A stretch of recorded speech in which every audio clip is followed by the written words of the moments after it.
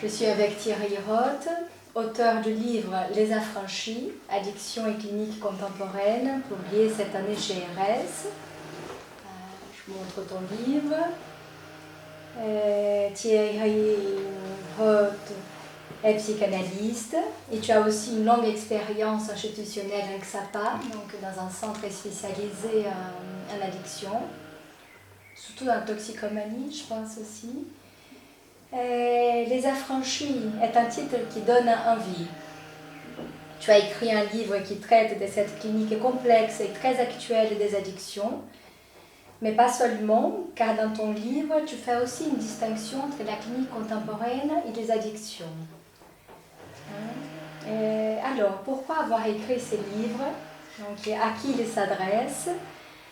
On pourrait lire dans les entrelignes une sorte de pari, cette tentative réussie d'une adresse plus large, car c'est un livre assez didactique, agréable à lire.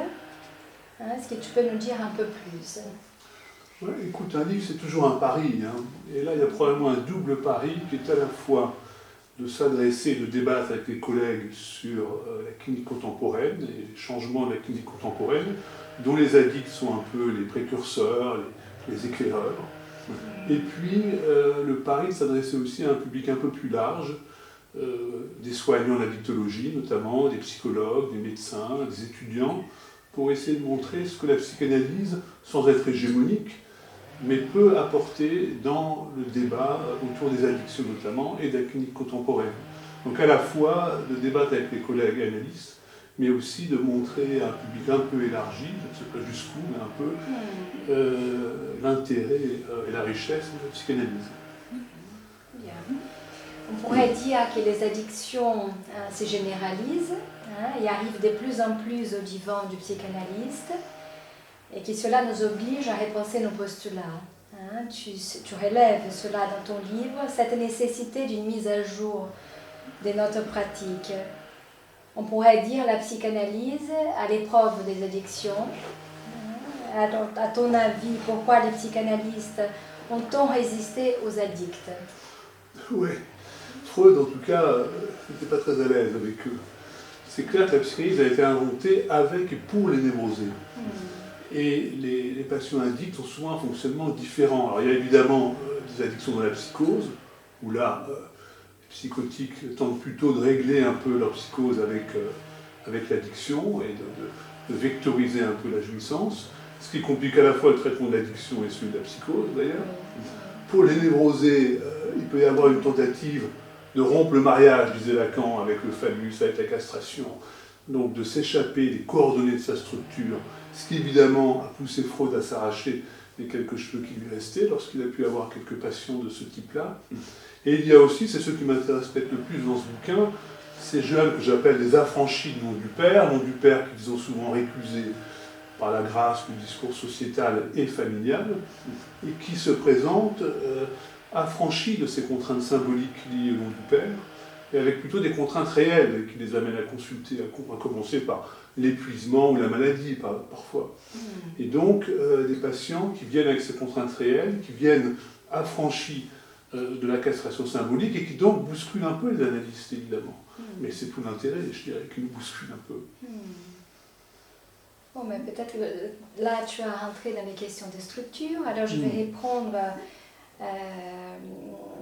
dans ton livre, toi tu réponds de la thèse de la nouvelle économie psychique de Charles Melman, qui date déjà, et pourtant elle n'est plus jamais que d'actualité, on pourrait le dire. Charles Melman a développé cela dans son livre L'homme sans gravité, jouir à tout prix, donc qui est paru en 2002, donc ça fait déjà 18 ans. Cette nouvelle économie psychique va être centrale dans ton livre. Tu vas la confronter aux trois structures classiques, névrose, psychose et perversion, afin d'interroger s'il ne s'agit pas là d'une quatrième structure. Une structure, donc, que tu rappelais, affranchie du nom du père. D'où le titre de ton livre, d'ailleurs, Les Affranchis. Donc, alors, structure, conduite, comportement, acting out, symptômes, toutes ces manières de nommer, on voit notre embarras, je veux dire, dans la clinique des addictions. Oui, on est embarrassé parce que tout pourrait convenir. c'est peut-être une structure, c'est en tout cas une conduite, c'est un symptôme, mais pas au sens freudien, pas une formation de compromis entre, on va dire, désir et loi, par exemple. En tout cas, c'est ce qui pousse à débattre. Il est clair qu'il y a des fois, quand on a traité, débroussaillé le terrain, on retrouve une névrose entre guillemets classique. Une hystérique, dégagée des problèmes d'addiction, on retrouve un traitement en forme de névrose, ou même une psychose, ou une névrose obsessionnelle, et on retrouve, une fois que les aspects purement addictifs ont été un peu résolus, pas que d'ailleurs par l'analyste, mais parfois aussi par les médecins ou autres qui participent. Mais en tout cas, quand on traite des patients et qu'on se défait un peu de la problématique addictive, on peut retrouver une névrose plus ou moins classique, ou une psychose, ou une perversion. Mais il y a des cas où effectivement, il y a un cas dans mon bouquin que j'ai appelé Max, qui le montre mieux que d'autres, des cas où il n'est pas évident de pouvoir dire qu'à la fin on retrouve une névrose classique. On pourrait toujours parler de névrose, pourquoi pas, mais alors pas une névrose hystérique ou une névrose obsessionnelle, pas de rapport au nom du père, pas de culpabilité, pas de formation de compromis, ou très peu. Peut-être des phobies, peut-être des phobies, mais on sait bien que la phobie comme structure, c'est assez mouvant aussi. Oui. En tout cas, c'est peut-être, si on veut garder le terme de névrose, on pourrait peut-être parler de névrose objectale, de névrose d'objet, tant l'objet est central, en tout cas, dans cette phénoménologie ou cette structure. Moi, je fais l'hypothèse de la structure, mais c'est à démontrer, mais il y a quelques cas où on voit bien qu'une fois le traitement fait, on ne retrouve pas une névrose classique. On retrouve quelque chose de patients qui restent dans un rapport à l'objet un peu spécifique, dans un rapport à la castration au nom du père tout à fait autre que pour les névrosés. Et on n'est pas toujours, ça je crois que c'est important, on n'est pas toujours dans la pathologie. Il ne faut pas pathologiser ce type de cas. Ils se débrouillent autrement, peut-être mieux que beaucoup de névrosés d'ailleurs, parfois. En tout cas, c'est d'autres problèmes avec ces contraintes qui sont souvent plus dans la confrontation réelle qu'au symbolique d'ailleurs. D'où la question dans ton livre qu'on voit beaucoup, ce déplacement, la question du désir, jouissance, qui est très propre aussi de l'actualité. Oui, c'est une clinique des jouissances beaucoup. Oui. Alors pour garder les fils de la structure, revenons à cette citation de Lacan, « s'y passer du nom du Père, à condition de s'en servir ». Or, les affranchis semblent s'y passer, mais la question est de savoir s'ils sont à même de pouvoir s'en servir. Tu en dis quelque chose là déjà. Oui. S'en sert autrement, l'impression. Oui, si on s'en est toujours passé, c'est compliqué de s'en servir. Le névrosé en fin de cure,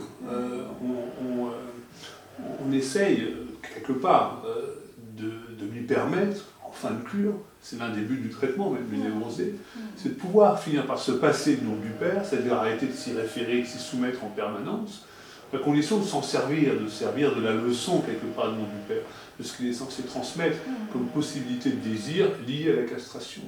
Mais pour ces affranchis qui s'en sont toujours passés, on peut le dire, par la récusation, par d'autres mécanismes, c'est compliqué de les pousser à s'en servir. Par contre, je crois que ce qui importe, c'est plutôt de se servir des lois du langage. La question n'est pas tant de récuser le nom du père, parce que la rigueur, chez le nom du père, ça n'a pas donné que des résultats toujours extraordinaires dans l'histoire. Donc si on peut le récuser sans passer, pourquoi pas, condition que ça ne pousse pas à récuser les lois du langage. Que le nom du père était censé quand même permettre de véhiculer d'une manière la plus en vue, en tout cas depuis pas mal de temps. C'est un peu les représentants, je veux dire, en tout cas de notre imaginaire. C'est ça, c'est-à-dire c'est le nom du père qui amène la castration, le désir, et des choses comme ça. Donc si on s'en passe, pourquoi pas, mais à condition de pouvoir rester arrimés aux lois du langage. Et certains patients n'arrivent plus du tout, ils sont complètement paumés, errants, addicts, dépressifs et autres, hyperactifs. Et sans doute que la cure, le transfert, le langage peut consister à arrimer ces dérives qui sont plutôt de l'ordre de l'imaginaire du réel, à arrimer ça au symbolique. C'est les neuroméens que tu connais si bien, auxquels t'intéresses beaucoup, nœud A3, nœud A4, et cette possibilité, par le transfert, par le cadre analytique, de pouvoir ramener quelque chose des lois du langage. Peu importe la rigueur du nom du père, mais que quand même les contraintes liées à notre statut de par-l'être puissent perdurer. Ça, c'est un pari, c'est sans doute une clinique un peu différente, mais en même temps, il s'agit toujours de nouer un récit, ça n'a pas changé. C'est toujours Mais c'est des les mêmes lois outils. du langage, je Voilà, veux dire. c'est ça. Si on suit Lacan, Tout à fait. c'est réel, symbolique, imaginaire. Ouais. Alors, il y a un chapitre de ton livre, Éthique, castration, amour. Tu articules cela à la façon d'un neuroméen, j'ai envie de dire. Donc, ces trois mots donnent un espoir, une porte des sorties à ces féroces appétits des jouissances propres à notre époque. Donc, en rappelant que l'éthique n'est pas la morale, que la castration n'est pas une privation, puis l'amour, qu'est-ce qu'il sait? Ouais. Écoute, en tout cas, tu connais cette phrase de Lacan. Seul l'amour, c'est pas rien, seul l'amour permet la jouissance de condescendre au désir. Alors, puisqu'on est dans une clinique des jouissances qui abrase justement le désir, qui écrase le désir, si l'amour peut permettre à la jouissance de condescendre au désir, d'où le lien aussi avec l'éthique d'ailleurs, c'est une piste. On ne va pas être naïf, l'amour ne va pas guérir, ne va pas soigner, mais ça peut être un point d'appui, surtout lorsque le patient est en analyse et peut donc décortiquer ce qui se passe, s'il peut supporter cet amour, quand bien même il va décevoir, comme c'est souvent le cas, mais quand même s'il peut le supporter et analyser ce que ça implique pour lui. Des transferts d'amour, alors, dans ces cas-là. Y compris l'amour de transfert sous l'analyse, d'ailleurs, et l'amour sous transfert, c'est-à-dire le patient amoureux qui, en même temps, est dans une relation transférentielle avec un psychanalyste, et puis l'amour de transfert lui-même, qui sont évidemment à la fois des freins, comme disait Freud, et des moteurs. Donc l'amour peut être une piste, un point d'appui. Après, ne soyons ni naïfs, ni je dirais pessimistes ou optimistes, c'est pas la question, mais ça peut être un point d'appui. Et effectivement, par rapport à ce que tu rappelais là, borroméennement, entre guillemets, effectivement, ça a un lien avec la castration, l'amour obligatoirement, l'altérité, le manque, et avec le désir singulier, et plus simplement les pulsions addictives. Donc ça peut être l'occasion d'eux. Il y a des patients qui viennent parfois suite à une rencontre amoureuse, ou parce qu'ils ont peur que leur addiction fasse partir le partenaire ou la partenaire aimée. Donc ça peut être un point d'appui, mais encore une fois, sans naïveté non plus. Très bien, merci Thierry. Merci à toi, Christina.